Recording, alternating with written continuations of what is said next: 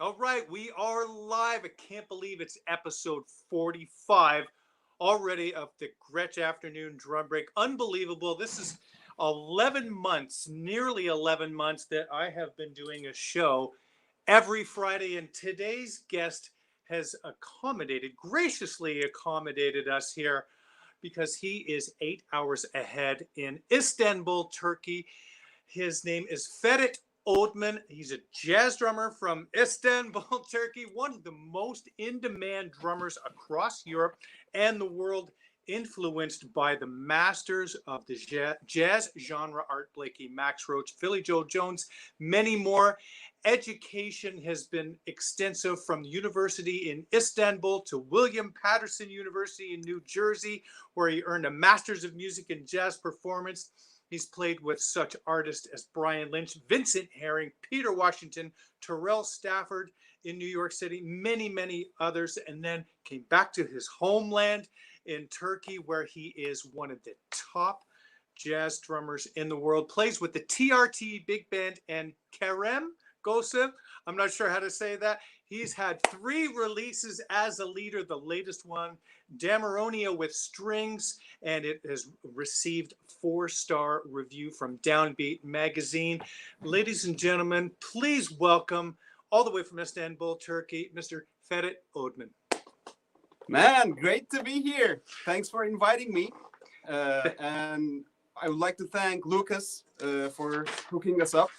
Yes. And this is a Gretsch thing. So I thought I should be surrounded by my drums, you know. I love it. Here's my US Custom. Here's my broadcaster. And on my back, you can see, Oh, yeah. that's my 120th anniversary drum set. So, you know, there are only 120 of those. So, I mean, it's great to be here. And also, I saw some of your shows, and you always have the Gretsch mug with you. Yes, so what I got here do. is Hey, cheers. I'm walking away. Cheers. I have the black one. You got the yin and the yang. Oh, that is incredible. Oh, this is amazing. Wow.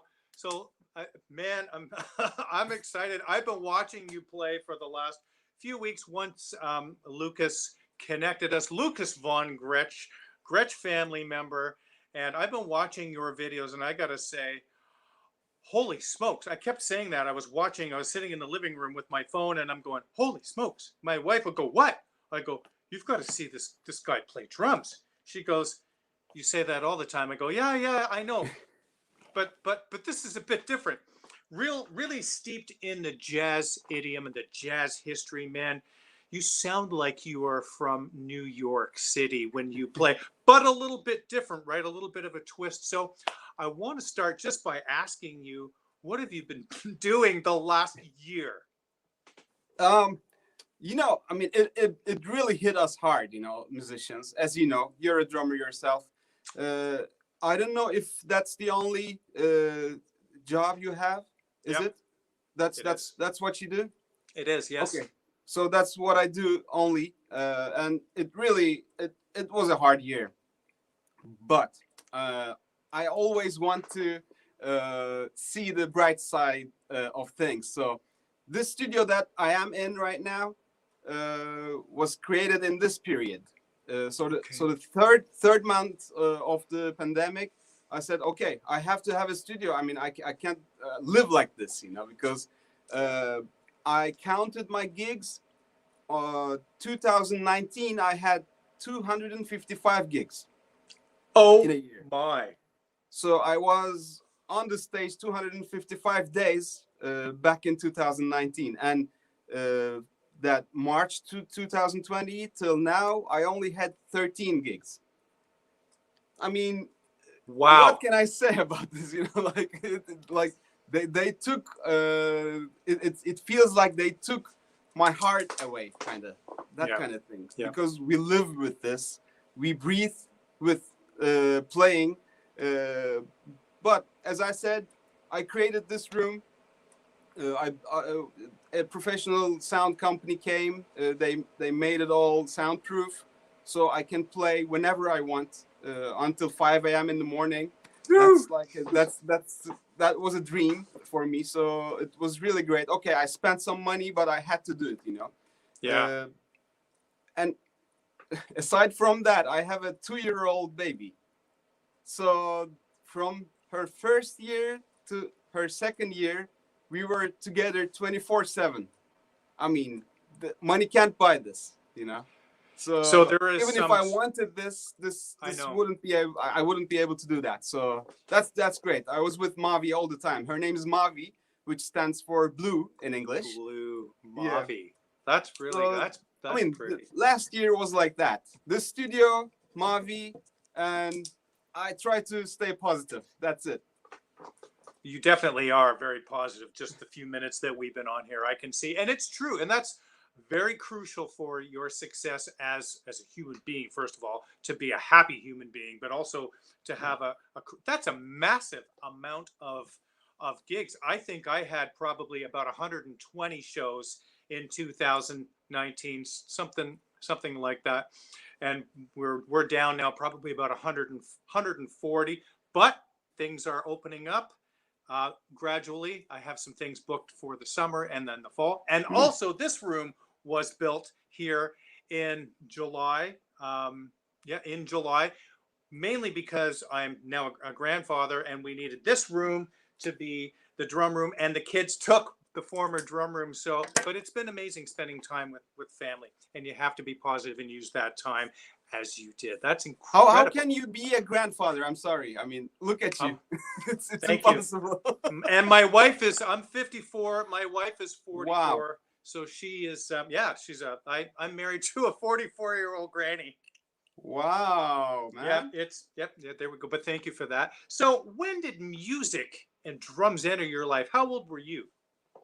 I was 11, but I was always hitting pots and pans. I mean, all the time, So it was really inevitable for me to become a drummer, actually. So whenever they ask me this, I say I didn't choose drums; the drums chose me. Yeah. So I mean, it was just like in me. I was like always hitting things. So thanks to my father and mother, I mean, they were so supportive about this. So I took some lessons, and all the teachers that saw me and worked with me said, I mean, okay, this guy, I mean, you have to become a drummer. You have to become a drummer. You have to become a drummer. So they really inspired me in many ways. I started reading music very early on. So that was really on a positive side that it became my profession. Then when I was 17 years old, I spent a year in Sweden. Okay. Wow. There's this thing called AFS, American Field Service. It's like an exchange program that you can apply to. So I applied there, and with AFS, I spent a year in Sweden. And I mean, a total different culture, Turkey, Sweden. It's like yeah. black and white. So it was a really great year to see that culture, see great musicians, and I end up playing with my teachers over there too. I ended up with the big band of the school. I ended up playing with my teachers. It was like a music full of year for me, and for a 17-year-old, that's really uplifting. And you say, okay, this is it. I mean, that's my profession. So I think even before that, when I was 13 or 14, I said, okay, that's it. I'll become a drummer, and that's what I'm gonna do all my life. So that's on my bios, you might you might have seen it. I hit things for a living, and it has been it has been that way since I'm 17. So from that year on, I'm making my own money just playing drums, and it became my profession when I was, let's say, 17, 18. So the drum, so you could literally sit down and play and really not have any trouble playing basic things. Were you playing jazz right away? Were you playing rock right away? What were you playing? Yeah, during my high school, we always had this, like every year between high schools, there was this music competition kind of thing. So we were preparing for that. I started actually playing a lot of Jeff Porcaro. We loved Toto and we Really? loved Jeff Porcaro. Yeah, Yeah. we loved Jeff Porcaro. So every year we had at least one tune from Toto. So the Bernard Purdy shuffle. So Yes, sir. that was like the first things that I was struggling with.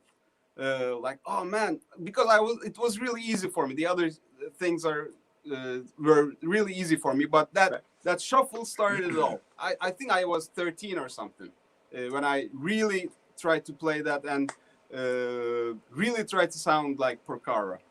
And after that, uh, I mean, if you're looking at Porcaro, then you see he worked with many great Oh yeah. musicians, and Yeah. then you start discovering many more artists. And from there, I just fell in love with jazz. But we always had jazz playing in the house.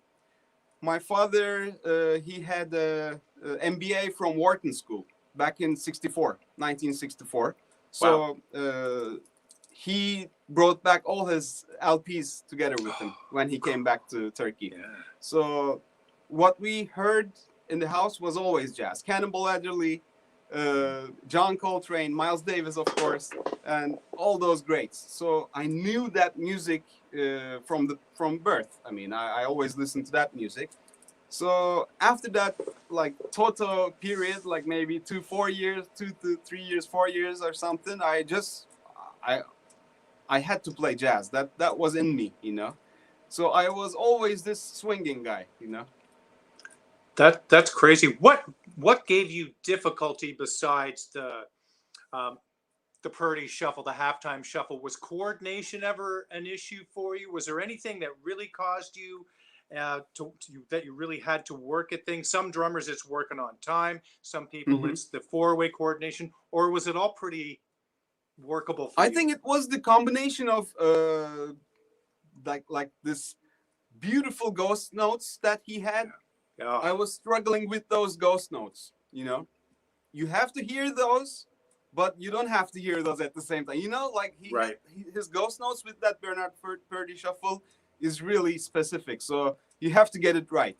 So I was struggling with those ghost notes, and that gave me more control working on it. But time was never an issue for me. Time was never an issue. But those little things, you know, that you have to polish, those were I was struggling with those, and I always tried to be that polished drummer, let's say. Yeah. To have Yeah. that like little things that stands out, it should be in you as a drummer. That means being a musical drummer. I was always obsessed with that. I mean, I Yeah. have to be musical. That's it. Time, everybody can play time.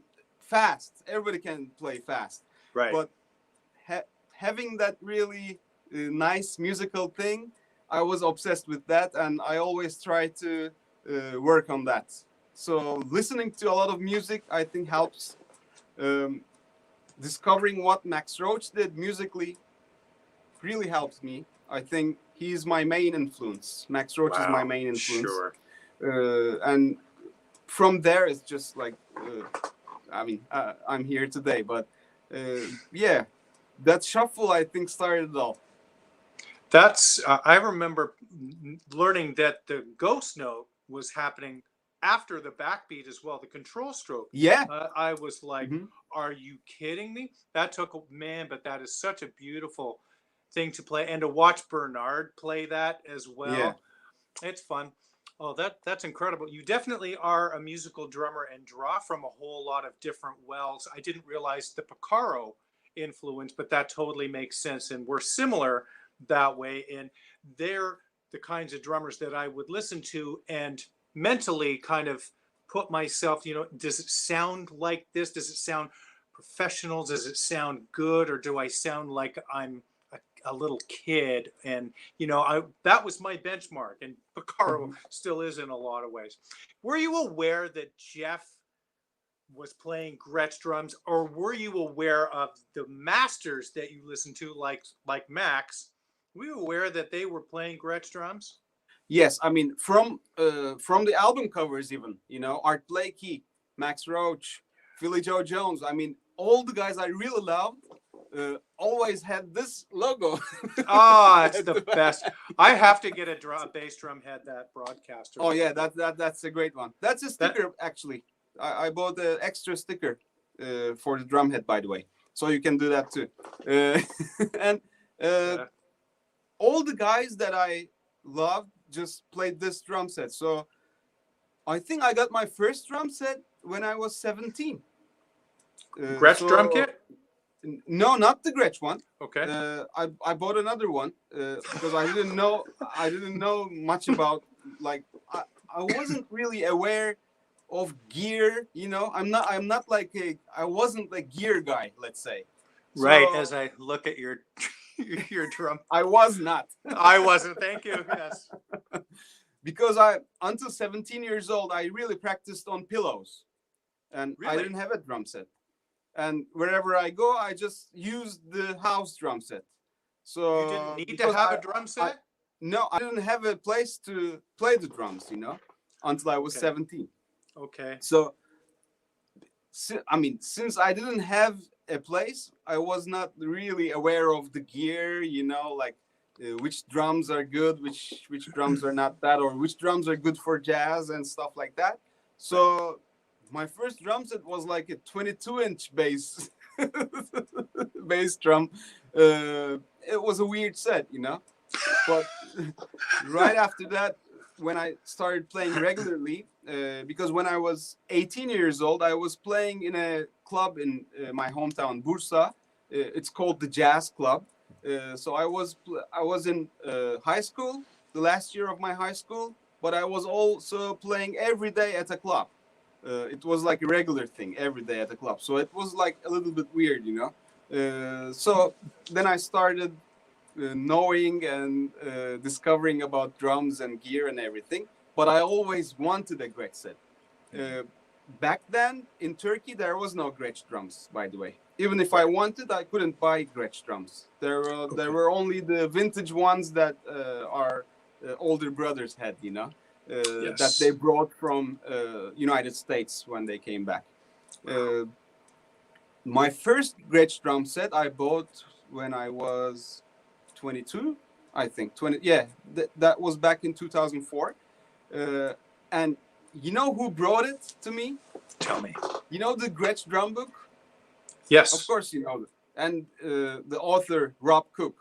I actually don't have that one. I have the Fells Arano book, but I must get that Rob Cook. Yeah, you should. Gretsch book. I mean, everybody who's watching us Yeah. right now should get that book. It's really a great drum book all about Gretsch drums, serial numbers, whatever you want Yeah. to know about Yeah. the drums. You know. So Rob Cook, I think he just Googled jazz Turkey drummer or something. So he reached out to me by email. He had some kind of thing to do in Istanbul. I don't know what he came for. I don't remember what he came for. Maybe like a symbol research or something like that, you know. So he wanted to hook up with a jazz drummer, local jazz drummer, and I was really friendly with him, and we emailed each other a couple of times. Then I said, Rob, would you do me a favor? I really want the Gretsch kit, but we don't have it here. So is it possible for you to bring one for me? And he was really kind enough to bring me a set, man. Like, can you believe, from Chicago, I think he lives in Chicago. From Chicago to Istanbul, he carried a drum set for me. I mean, I'm forever grateful for him. Really? And I could only afford the Catalina Club, you know, back then, because I was a student in university back then. So he brought a Catalina Club for me all the way from Chicago. And that was my first set. And I still have that drum set. It's down south in the house of this pianist that you mentioned, Kerem Görsev. We keep that drum set on in his house. So if we have any gigs down south, we use that set from over there, you know. Right. I saw you playing that on a YouTube video. That thing sounds great. Yeah, it's a great drum set. I totally recommend it to anybody who's gonna just buy a set for I mean, money. If money is an issue, get the Catalina Club. You know, that's really a great set. So that was my first drum set, and Rob Cook, the author of the Gretsch drum book, brought it from me just an email, and voila, What a I guy. had a Gretsch drum set in my house. That's beautiful. Thank you, Rob Cook. If you ever see this, that's Yeah. phenomenal. Oh man. So that was your first Gretsch kit in 2004, you said? Yep. Hmm. And how old were you in 2004? 22. You were 22. Hmm. You were just a young fella. Yeah, I was at the university, Bilgi University in Istanbul.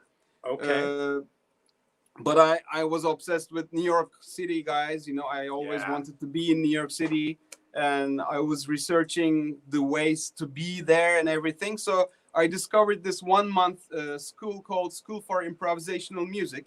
Yeah. So I applied there, and I went there for a month back in 2004, and that was like life changing for me. Of course, being in New York City for a Yeah. month, watching Roy Haynes at Village Vanguard. Just have you been to Village Vanguard? Of course, right? I have not. No, you have to. I must. Then Yeah. there's this seat just next to the drums. So I seeing Roy Haynes from this, I mean, like, yeah, that distance, and even feeling his sweat, whatever he does, just like gets in you, like here. So for a month, every day, seeing Wow. my idols in New York City and going to that school for improvisational music. I had lessons with the great Billy Hart over there. It was just like, it was unbelievable. I also had lessons with Tom Rainey, really great guys. Mark Ferber, and I'm forever grateful for Mark Ferber also for he wanted me to make the transcription for Max Roach for Big Sid. Oh, cool. So I transcribed that solo because of Mark Ferber. We were at his Brooklyn house. We did that lesson, and then I transcribed Max Roach for Big Sid. I also had some lessons with, I mean, many guys. I can't even remember. It was really unbelievable month for me. So I said, okay, I have to come back to New York City somehow. I have to do my master's or whatever. So the next year I came back to, that year I came back to Istanbul. Then I applied for a scholarship. It's called the Fulbright Scholarship. Yeah. And I got that Fulbright Scholarship. And with that scholarship, I went to William Patterson University in New Jersey. And Mulgrew Miller, may he rest in peace, was the head of the jazz department over there. And I had 2 years full of great lessons and unbelievable time with Mulgrew, and my drum teacher was Bill Goodwin. It was just amazing, man. 2 years in New York City. I miss New York City every day. Still every day right now. What an experience. You're blowing my mind here. I mean, that's like being right in the scene, having the luxury of being in school as well as hanging and playing and watching the masters do. I imagine you could really already play quite well by the time you got there. What kind of things would you learn at the School for Improv? What kind of workshops were they? Ensemble things? Were you learning tunes? What were you learning to improvise over those? What was the learning like at that improv school? That improv thing was really advanced, actually. Steve Coleman was there. Like a lot of great guys were teaching at that school. But I never forget my lesson with Tom Rainey, improvisation lesson. So he told me to improvise something, and I did some things out of pocket, stuff that I know, trying to show off and do some stuff that I always do. So he sensed all of that, and he just brought his drumstick bag, took all his sticks, hold them over there like that, and kept 2 sticks in his left hand, and just throw all the sticks onto the drum set. So there was like a sound, and then he started doing the same sounds with those 2 sticks, and there was his start for his improvisation. So the level was amazing. I said, why didn't I think about this at all anytime when I was rehearsing? Like, there is no limit. They say sky is the limit. No, not even the sky is the limit for improvisation. So that month, I really learned to see the drums and music as a limitless and a beautiful thing that you can explore all your life until you die. So that was really like the core thing that they taught us over there. Of course, there were like harmony lessons and all of those. All of those lessons that you have to take as ensembles and all that. But that was the core thing, to explore your instrument without any limit. I think that's really important. Even like what kind of sound you have from the wood, you have to explore it because you're spending all your time with this. So you have to know your way around, You have to experiment on tuning. You have to experiment on hitting it with your hand or your wrist or whatever. It's limitless, really. So that was really eye-opener for me. That month was really an eye-opener month for me. What kind of feedback did you get from the likes of Mulgrew Miller? Yeah, even I recorded my first album that year because before I came back here, because Mulgrew told me that I could well play in New York City with the Cats if I wanted to, because I always asked him about his opinions and everything. Right. And I never forget a lesson. We had an ensemble lesson one day, and nobody showed up. It was just me and Mulgrew. Cool. So I ended up playing duo with him for an hour, man. And I will never forget that. You're at William Patterson University. Mulgrew Miller is teaching you a lesson, ensemble, and you're not showing up. First of all, how is that possible? Anyway, that was great for me because I ended up spending an hour with them, just playing duo with piano. So he always told me I could well play in New York City with the Cats and all that, and I really wanted him to give me some advice for my first album.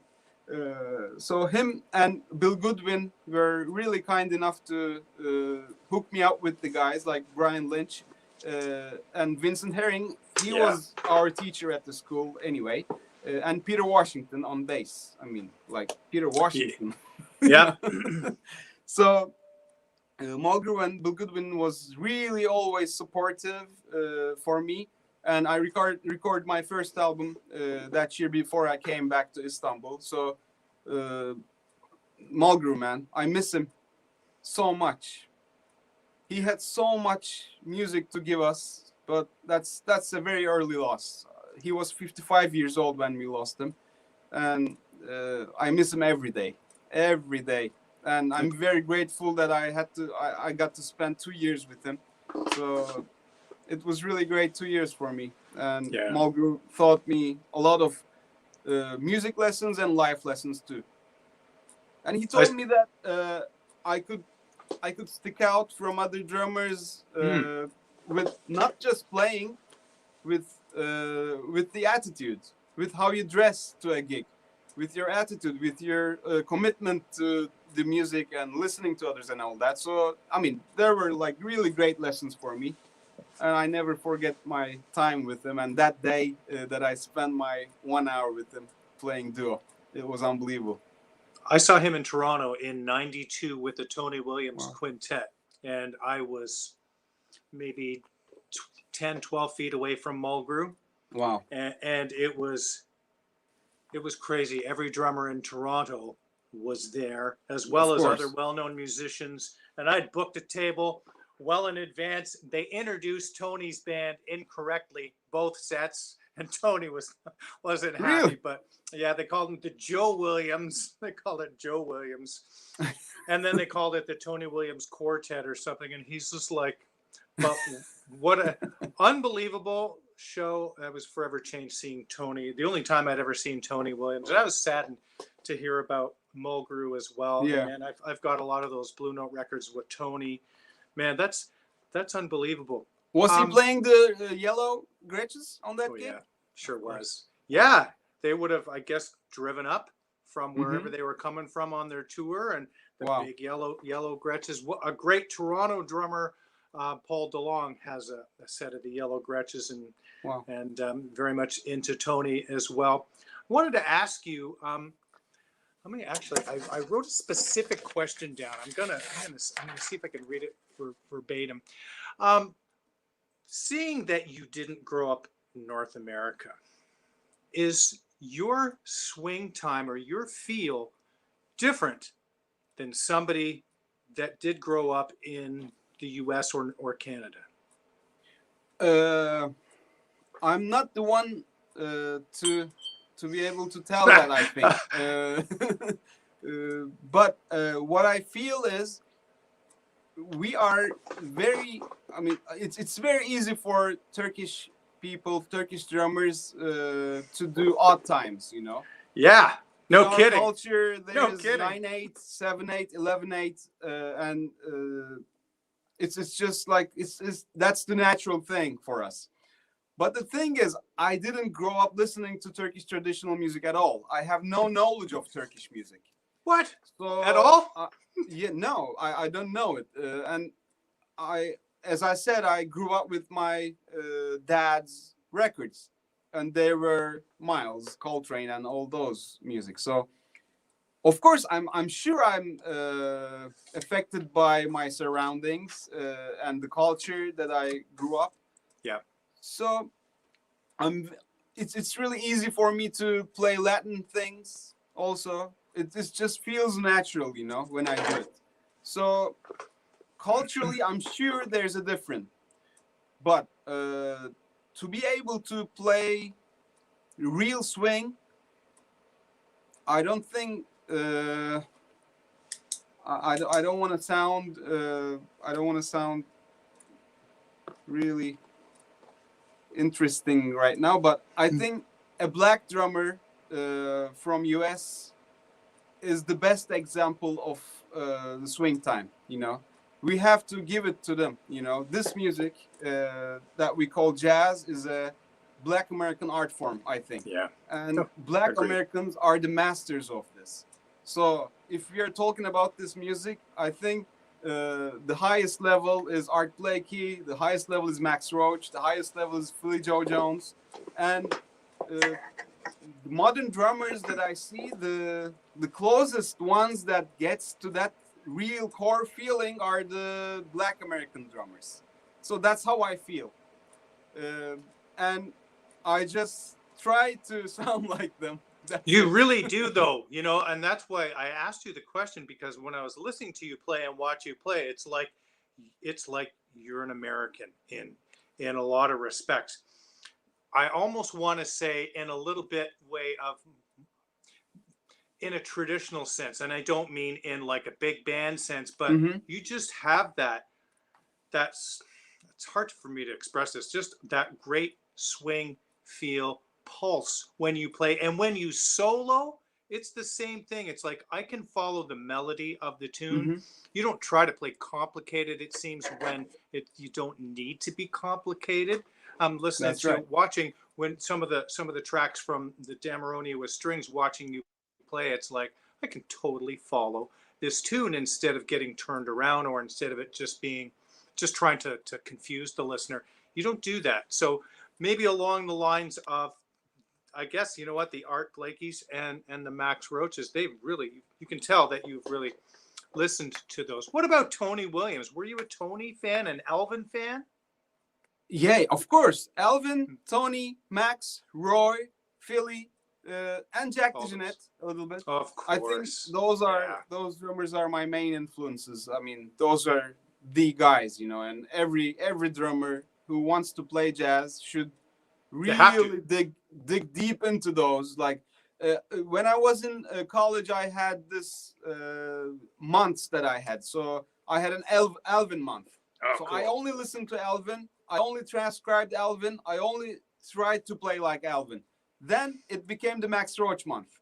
I only tried to and then you see the real differences between those great guys, and then you pick the best things that works out for you. So I try to pick everything that I want to pick from the greats, and I did months like that, you know. I think that works.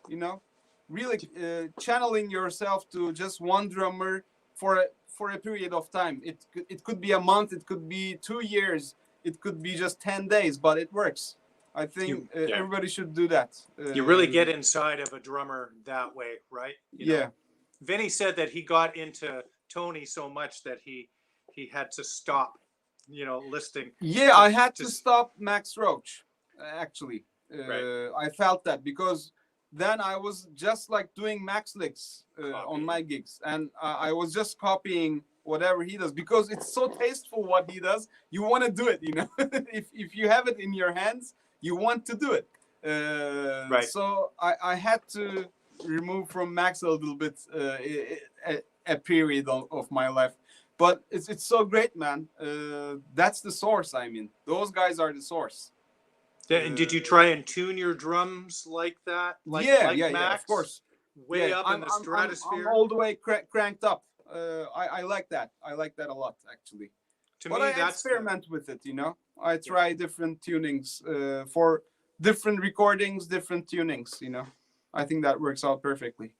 And you listen to some of the Motown records back in the day, and you can hear the stuff that Pistol Allen was playing, and you hear that tom, or I'm trying to remember one of the other drummers, but you hear that one tom, and that is a Gretsch tom. Same with back in the 60s in Nashville, you'd have Buddy Harman playing a Gretsch kit, and you would hear, and I know from chatting with some Nashville folks, Tommy Wells, God rest his soul, he was saying that the one room there was an old Gretsch kit in there. Buddy Harman would play this Gretsch kit, probably a Supra snare drum, but you would hear on a lot of those Nashville recordings and those Motown recordings, you'd see that Gretsch. And to me, it's like, I can totally hear that tom sound, that sweet twang of that old 60s. Oh, beautiful. Round badge. Yeah, there's something special about those, really. Wow, this is awesome, man. It's you seem like you're an old soul in a lot of ways. I can't believe that you're only not even 40 years old. Goodness me, man. Yeah, I'll be 40 next year. We had some lessons with the great Clark Terry back in William Patterson. He told me that I sounded like Zari Singleton. That's a great drummer, Zati. That's cool. So maybe I have an old soul. I don't know if you believe that kind of things. I do. My kids, both of my kids are old souls. My son does not like modern music. He's into 50s blues and loves Jimi Hendrix and he kind of plays like that.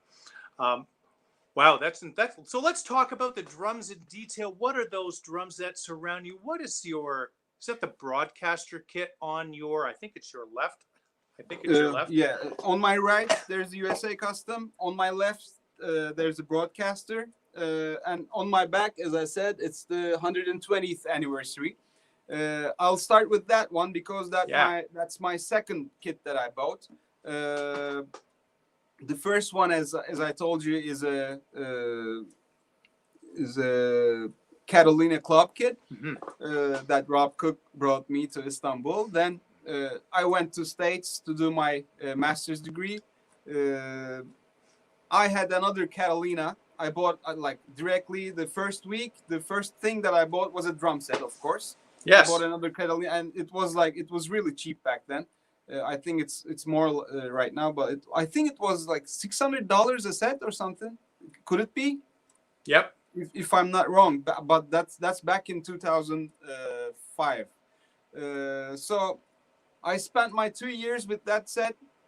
Then I had to record my album, and I said, okay, I need a real set. And I had a car because I lived in New Jersey. You need a car if you live in New Jersey. Right. So I sold that car to buy this kit. Can you believe that? Yeah. Are they I sold the car, bought this awesome. one, found it on eBay. And Beautiful. I think this was a production back in 2003, if I'm not wrong. Right. So I got it back in 2006, and it's just, I was amazed with the sound. It's unbelievable. It's really unbelievable. And the fact that there are only 120 of those in the world makes it much, much more special. So it was really cool, you know, like selling your car to buy a drum set. I That's love it. what a drummer would do. A commitment. Jasper Shells, we have some comments here. Michael Yeah, Miele. Jasper Shells. Jasper Right. Shells, love the Mhm. 120th. They are amazing. Are they 12, 14, 18? Yeah, all my sets are 12, 14, 18 bob kits, you know. That's what I'm comfortable with, and I love it. You know, it's I don't need anything else. I never needed anything else, any other drums in my set, because I can express myself with this. Two right cymbals and this kits are enough for me. You know, I love it. Maybe some effect crash extra. You know, I really don't need it, but it's fun to have it. But 18, 14, and 12 is the way to go. I mean, all those guys that we mentioned mostly played that bob kits. You know? They did. So that's enough, man. You can tell your story with that. You can really tell your story with that.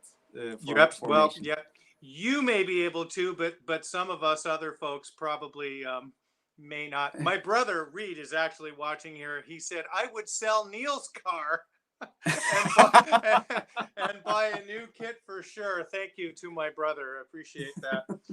Nice. I have a Honda Civic, so I'm not quite sure I will be able to. That is beautiful. And then, yeah, after that, I think back in 2012, I became a Gretsch artist.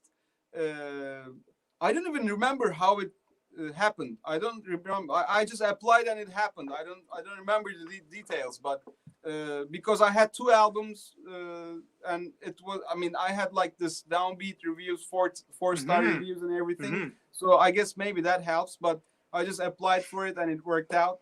And the Turkish distributor had to provide me a set. I mean, no money. I didn't pay any money for this USA custom because it was my deal with Gretsch USA. But the Turkish distributor also helped me, you know, because I became a Gretsch artist. So they also covered all the other expenses That's nice for me. So that was really nice of them.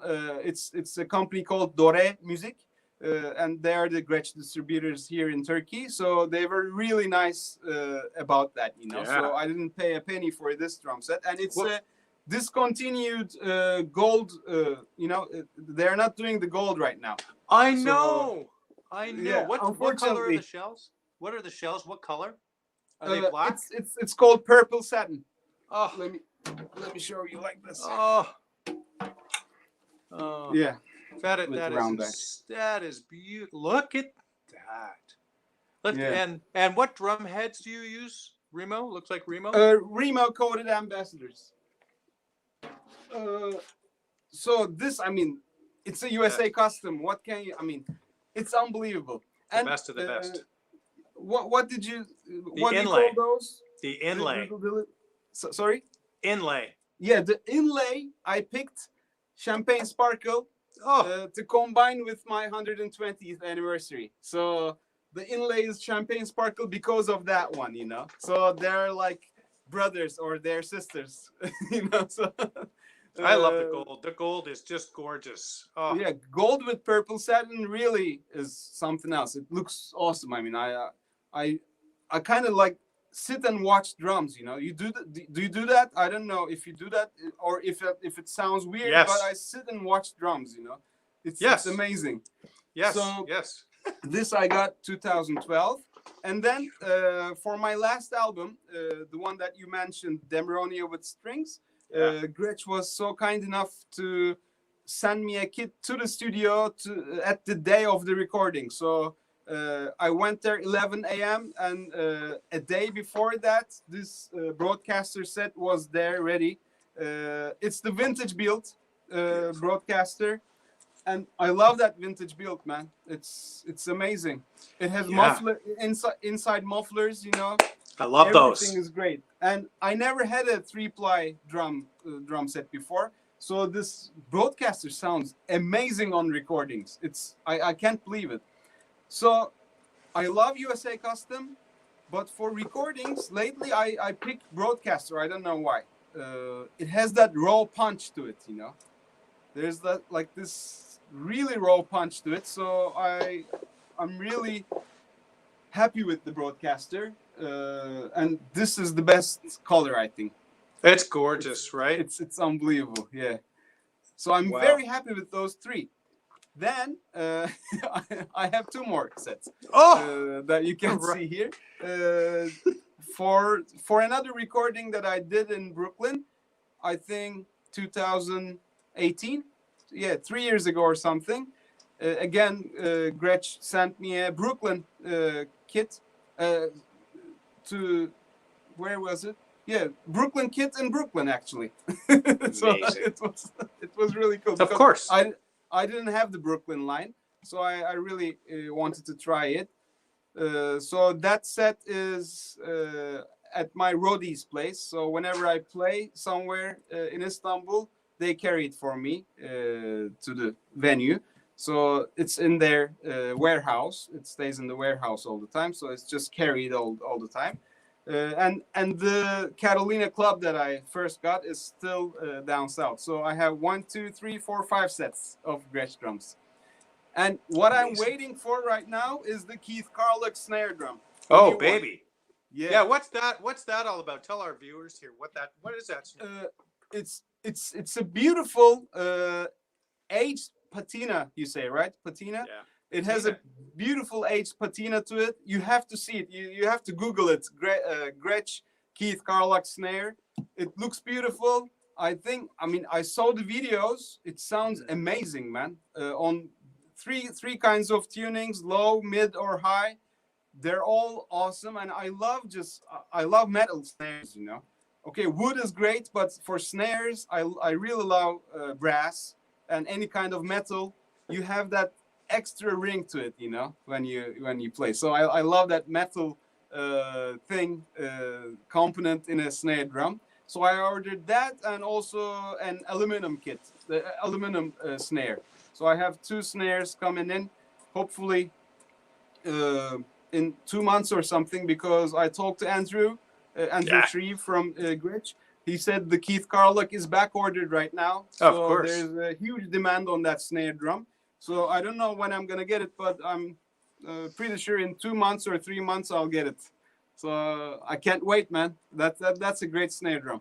Oh, it looked amazing. I saw the NAMM videos when you hear that drum. Baby, it looks really cool. There's some really cool additions to the Gretsch line, you know, man, that snare drum. I think the merge with DW drums is a great thing, because they didn't touch anything authentic about Gretsch. That's how I feel, and that's how I see as a Gretsch artist. Because many people say, "Oh, now they're merged with DW and the soul is gone," or something like that. You know, there are all those kinds of comments, but I don't think that happened. They're still producing the same drums with the same people at the Ridgeland factory. Just they have a much better distribution. That's it. I mean, so that's a win-win situation for the Gretsch family and the Gretsch drum set. So nothing has changed about the drums, but the distribution and the ease of getting them are really greater right now. So I think that's a positive thing. What do you think? I don't know. For sure. I remember us Gretsch drummers, when we heard this, we were concerned, thinking that, oh man, things might change. But I had a visit to the factory in January of 2018, and I was in the room where they apply the nitron, the wrap finishes. And the girl working in there was saying it's been such a good thing because they got a new machine. They were able to get a new machine to apply the wrap. And so that was a lot better. It's very positive. As you know, DW makes incredible hardware and terrific innovations. And I'm so glad that they've stayed true to that family recipe that's been happening for 60 plus years now of making these drums, the 6-ply, you know, the the shell layup the way that it is and keeping things the way. But even better, changing and having some more variety, such as the Broadcaster and the Brooklyn series. When I became a Gretsch artist, I sold all of my other, I didn't have many anyways. I only had a few other, I had a Slingerland snare drum and a Superphonic. I sold it because I can get whatever sound I need from Gretsch. So I bought a USA Custom bronze snare drum. Oh, that's good. It's crazy. And a Brooklyn 5x14 chrome over brass drum. And that is my number one snare drum. That thing is bananas good. So I love it a lot. That's so you also like metal snares? I do. I like both. So yes, I like wood drums. I've got 4 wood snare drums as well. 6.5 wood and a 5.5 wood. Yeah. And 2 6.5 woods. But yeah, they're different. It's nice to have choice. I use the bronze when we're playing outdoor gigs. So if it's outdoors, I don't want it to feel like, man, I'm not hearing this thing, even though it's going out to the front of house. I'd like to be able to hear it, and it just is so gratifying when you can play and it sounds good from where you're sitting as well. So yes, I like it all. And they don't choke. Metal drums don't choke as wood drums. Sometimes if you really that's right, punch them, they can choke after a while. So in metal snares, I don't think that happens. So as you say, for outside gigs, I always pick my metal drums. But for studio work, wood has all the warmness to it. So I prefer. I like the seeing it. It's always. I prefer the Broadcaster, and the punch to it is amazing. I love it. I have never played a Broadcaster. Several of my guests over the past year or so have Broadcaster kits. Chad Melchert, fabulous Canadian drummer. He's got, I think, the USA Custom Broadcaster and Brooklyn, and he records with all of those. But man, you're making me want a Broadcaster kit. When we get back working, I think that'll be something to look into. Yeah, you should get it, man. Seriously, everybody should get a Broadcaster. I'm telling you. This kit really amazed me. It's unbelievable. What is different than the USA Custom? I know you said that it was maybe a little bit more fatter and more raw. How can you describe, if you were to explain the difference in the sound of the toms, what's the difference between the USA Custom and the Broadcaster? Yeah, the USA Custom is a really fine drum set, Like, you get the sound that you hit, whatever you hit comes back to you, and there are no surprises in there. Like, the sound that you want is there. Yeah. But Broadcaster has some surprises, as I said. And what I talk about rawness is that it has some kind of record crackles or something like that. So it's more old school, perhaps. Yeah, it's definitely more old school. It surprises you with the punch and the rawness. So I like that surprise. So it makes you play differently, That's great. What I mean? It's really you can take a different kind of journey with the Broadcasters. Oh, that's so great. Because this is like a Cadillac, This is. You know how it is, but maybe this is more like a sports car to me, Really? And it can surprise you with its power and its rawness, That's amazing. We have some comments here. Jeff Severiego said that the Carlock snares 14 by 5.5, 2 millimeter brass shell, looks like. Yeah, it's a brass shell, yeah. But with the looks like an aged patina. It looks really cool. They do the aged patina on top. I don't know how they do it. I think it's kind of a solution that they apply to the brass. So it looks like it's aged. I don't think they age it. They age the brass. I think they just apply a solution on top of it to make it seem like it's an aged drum set. But it's so beautiful. I just really cool. I looked at it and I fell in love with it. It's so beautiful, man. And I don't have a Gretsch brass snare, so that's why I ordered that one. I have the chrome over brass. It's here. Sorry. I have a brass. Yes, he does, ladies and gentlemen. I was a little worried there. It's a hammered one. Sorry, I have a Gretsch brass drums snare drum, but it's a six and a half deep. So this is 5.5, and it's gonna be different. I'm really looking forward to hearing the sound of it. Oh, amazing! You play both traditional grip and matched grip, yes? Yeah, I mix and match all the time. Yeah, what's the reasoning behind that? Some of our viewers may not know. They think maybe you play one way only. I think when I was young, I really tried to sound like Philly, Max, and Art, So I always thought that you have to play that way to get the sound. And I kind of think you have to play that way to get the sound, because even doing the side stick stuff, like going from the stick to the snare drum, and to be able to do that, you really need to be able to play traditional. So I play traditional just because I really wanted to get that sound. But for a non-jazz player, I do not recommend traditional grip because it's just different. You have to work 2 times for everything, for every limb, Otherwise, it's just the same thing. You do the same thing with both hands. So it's easier. Match grip is easier for me. But for the sound, I think traditional grip is really great. And for my brush playing, I also always play traditional grip, but it's different. I hold the brushes not like this, but I turn it around like that.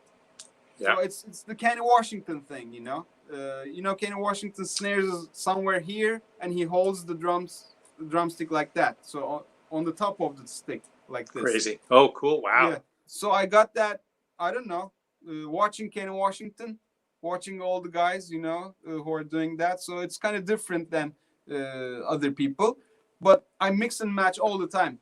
Let's say if I'm playing a samba groove with brushes, then I hold it just match grip, So it's you have to have both options. I thought, and that's how I applied it in my playing. Actually, did you work from any specific books to develop your playing? Yeah, of course. I mean, the best one is the Alan Dawson Ritual. That's tough, man.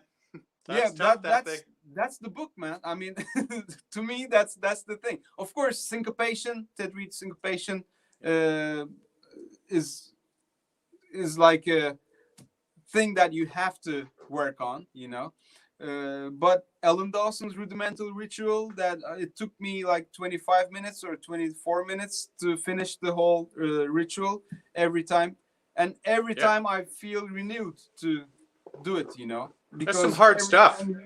It's really beautiful, and to do it on with brushes also. I really recommend that. I think forward of the book he says you have to do it with brushes too. So that's a life-changing book for me. That changed my life. That's incredible. Wilcoxon's, of course, Wilcoxon books. So all the rudimental thing is very important.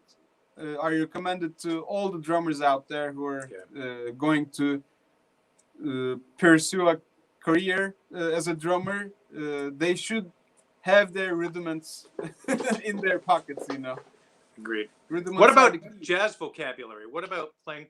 I know you're doing things with the syncopation book, those 38 to 45, those pages. Were you doing the different Alan Dawson combinations with those pages? Yeah, exactly. That's fun stuff. I think all the world is doing the same thing right now. I mean, for years. So I did all that. And also, I think the John Riley books are really great for jazz drummers. I really still, I mean, I don't think I can do everything that he says, but I still try to do everything that John Riley put together in those books. I think he has 3 different books, right? 3 different books. So all those 3 books are highly recommended by me. I think he has everything, all the information that you need as a jazz drummer in there, like listening recommendations, the transcriptions, that the things that you have to work on. He has all the info in those 3 books. So Art of Bop Drumming, Art of Bop Drumming, and there was another one. The master. Master. I have something. Or modern jazz drum, something. I can't remember, but 3 books of him are really top-notch books for jazz drummers. You know, John Riley, he's great. Did you ever study with him? No, but I saw him many times playing in the city. We chatted a lot. And he's crazy. He said, I said, man, I'm working on your book every day. And he said, yeah, me too. You know, so he's lovely, so lovely man. Really I had a question guy. for him. I was working out of his books and I had a specific question. So I emailed him. He emailed me back within 20 minutes. And it was a simple, yes, do this, no, don't do that. And I'm like, thank you. But yeah. And yeah, he's such a beautiful player. I love the DVD that he has as well. Master Drummer, I believe. Drummer, yeah. And holy smokes. Yeah, so I'm still working on that stuff too. I don't play a whole ton of jazz. Although that's what I practice, go figure, right? And that's what stirs my soul, that and Latin jazz music. And I love that stuff. There's so many terrific drummers that we learn from in New York City is such a hub. Have you ever seen Joe Farnsworth play? Of course. Yeah. Well, what a sweet guy and such a great player. Not a lot of motion in his body when he plays. Man, what a beautiful guy. Him and Kenny Washington, I think, are the keepers of the flame. You say, or right? Yeah. So those 2 guys are really great about the traditional, the vocabulary, the traditional jazz playing, and what those masters that we talked about is doing is really, you can see everything put together by those 2 drummers, Kenny Washington and Joe Farnsworth. Also, Louis Nash, I think, for me, is one of those guys. I love Louis Nash. He's really great. But also there are those modern guys like Eric Carland or Kendrick Scott, you know, or Marcus Gilmore. They're all really, unbelievable guys, you know. But for traditional jazz, I think Kenny Washington and Louis Nash are the 2 greats, and Joe Farnsworth are the 3 great guys right now. And I spent, as I said, 2 years in New York City, and I think I went out every night, man, because I had the Fulbright scholarship, so I had money also to be able to pay the fees of the clubs. But because it's not that cheap in New York City to be able to go to the clubs every night, but I think I went out every night, and to see like greats like Roy Haynes to Louis Nash, the Vanguard Jazz Orchestra, and all that. Wow. It was unbelievable. So I would recommend every jazz player to spend some time in New York City. Actually, that's the key, to be able to have that connection with the guys, not through a screen like this, but in person. That makes a difference, man. That's why we want the live music to come back as soon as possible. Yeah. What's the situation like in Turkey right now as far as COVID and possible gigs opening? What's the weather like there at this point? It's becoming spring. I mean, it's cool right now, but the vaccinations started, but still I don't see any gigs coming through right now. We're doing some streaming things, you know. We go to a club, everybody's with the masks playing a gig, and then they stream it online and stuff like that. But I think this summer we'll have some outside gigs. But I think we have to wait and see, man. I mean, this is about health.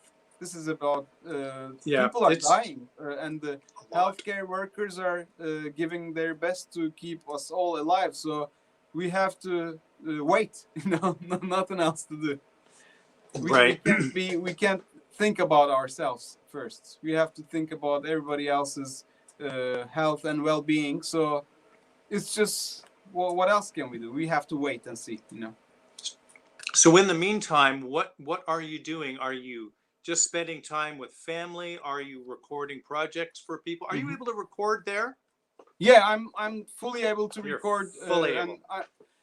And what I did is really in my advance, I'm with the TRT big band. It's called Turkish Radio Television. So it's a how do you say? It's a government big band. It's the Turkish television's big band. So I'm a full-time member of the big band, and we are recording remotely from our homes. And it's been Wow. 194 tunes right now. We are recording. Yes, we are What? recording for the Radio 3 here, the third channel. Think about it as like the BBC, That's crazy. So it's the Turkish Radio Television's radio big band, and we are recording for the Radio 3. So we recorded 194 tunes since the beginning of pandemic from our homes. So I actually had to have this space to be able to do that. So it's been productive recording wise. I can record anytime. People are sending me tracks, and I can record in 5 minutes and send it back mixed. Ready. It's really cool. So I'm very happy with this place. Wow. What is your recording setup as far as microphones? Do you have just overhead ambient microphones, or Yeah, what do you use? This room is like a shoebox form, Right. Okay. and fully. There's like a diffuser on the back, and Yeah. on the corners I have bass traps and everything. So it's sound wise, it's really unbelievable. So I don't have to do much about recording. So I have the Earthworks mic set. The company Earthworks, I guess, right? Okay. Okay. It's a great mic company. I think they have great sound for drums, and I have two overheads, one kick, as you can see from there, and Yeah. then I don't really use the snare. I mean, just You don't three need it. mics is even enough Yeah. for jazz setting, and I can just like record, mix, and send the files right away, right now. Whoever wants a track from me, I can do it easily. And I spend all my nights here because my daughter sleeps around like 9 p.m., 8:30, 9 p.m. And then I come down here. This is where we live also. This is like the basement of the apartment. So I come down here until 3 a.m., 2 a.m. I play drums, Okay. So it's perfect. I've been doing this, so it's been a lifesaver for me. So I've been playing every day here, recording, doing different things, like experimenting on stuff, writing some new tunes here. So it's really cool. That's the dream come true for a drummer, I guess. It's something you wouldn't have done. You wouldn't Yeah. have done this otherwise. We wouldn't have made the time to dive into the recording. I thing. didn't have the time to do this, I Well, was no. playing every night somewhere, so I didn't have the time to come down and play or practice. So this is perfect. 255 gigs in 2019. Yeah. No, who has time? Who has time to eat at that? You know what I mean? That's kind of how much musicians were playing in the 70s, and and Yeah. maybe the 80s as well. That's And if the gig is out of town, then your 2 days are gone, So, Oh, I know about that. It's got to be worth, right? And it's like, so that's going to be 3 days, 2 travel days, and a gig day. So yeah. But I Yeah. miss that so much, man. I miss the 5 a.m. lobby calls. I miss the planes. I miss waiting in lounges. It's just like taken away from us. I know. I really miss it. Have you ever played in Canada before? No, I've never been in Canada actually. You must come, especially Yes. Toronto area. If you need some drums, I'm sure we could hook you up. If you need a tech. Yeah, my Might be- cousin lives in Toronto, so there's a connection Nice. there, family. So I could do that actually. Hopefully one. one day. Maybe we have a good friend of ours who owns a drum shop, and he's from Turkey. His Oh. name is Murat, and it's an amazing drum shop. So I was even thinking about asking him and how to pronounce some things, but I think I've Wow. made it through. But wonderful. Oh, that is, yeah. I hope you do come up here. I'd love to see you play in person, because there's nothing like seeing that happening before your eyes, the creativity, and there's something that comes out energy wise, when Yeah, you see yeah. other musicians and it electrifies the room and inspires you. YouTube doesn't do that to me, the way. Not at all, man. All the Oh, streaming things is coming and going. We have to go, we have to get back to the live gigs, and as you say, we have to feel that energy from people. I want to go and see gigs. I really like going out and seeing gigs when it happens. So I really want it back. It never happens through an iPhone camera or something. It doesn't can't get that feeling. We have a really cool jazz club called the Rex up here in Toronto, and Jeff just mentioned it. Said mentioned you to be live at the Rex one day, maybe. So if you're ever in New Jersey, New York, or even remotely able to play in Toronto, you would pack the joint. I'm telling you, at a place called the Rex. But we can always be in touch with that. There's lots of great acts that come in, and Mark Juliana has played there a few times over the years. Wow. I saw Mark in '99 at the Modern Drummer Festival before he became this huge international phenomenon. Joe Bergamini introduced me to him at the festival, and Mark barely said a word. He was so quiet and shy. And wow, what an unbelievable drummer, man! I saw Mark back in William Patterson. Actually, he studied at William Patterson. Yeah. So I saw him a couple of times coming there and practicing at the practice rooms. Also, Tyshawn Sorry was always at the William Patterson practice room. So I was like at the door listening to Tyshawn, what he is doing and all that. So, I mean, being in New York City, being in a school like that gives you that opportunity to meet great people, to hook up with great musicians, and to study with your heroes and idols, as I said, like Mulgrew, Bill Goodwin.